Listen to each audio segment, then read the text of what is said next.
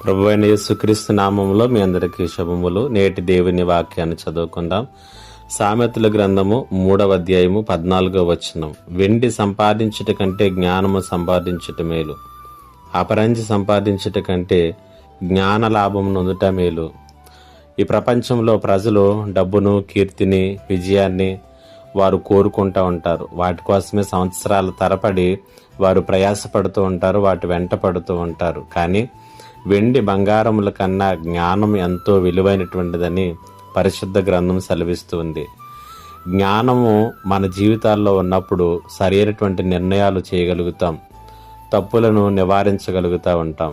శాంతియుతమైనటువంటి జీవితానికి జ్ఞానం మనకు సహాయపడుతుంది.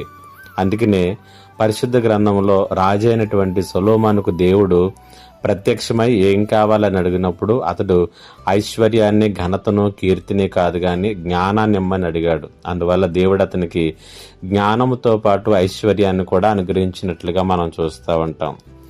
ఒక వ్యక్తి తన ఐశ్వర్యాన్ని బట్టి ఖరీదైనటువంటి కారును కొనవచ్చు, కానీ దానిని వివేకముగా నడిపేటటువంటి జ్ఞానం లేకపోతే అది ప్రమాదానికి గురవుతుంది.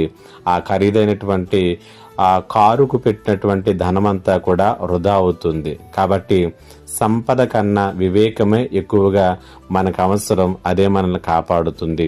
అందుచేత విశ్వాసులముగా మనం ఎల్లప్పుడూ కూడా ప్రార్థనలోను ఆయన వాక్యము ద్వారాను ప్రతిరోజు దేవుని జ్ఞానాన్ని వెతకటం, జ్ఞానమును పొందుకోవటం అనేటువంటిది ఎంతో క్షేమం. అది మనకు ఆశీర్వాదం. పరిశుద్ధాత్మ దేవుడు ఈ మాటల చేత మిమ్మల్ని బలపరచునుగాక.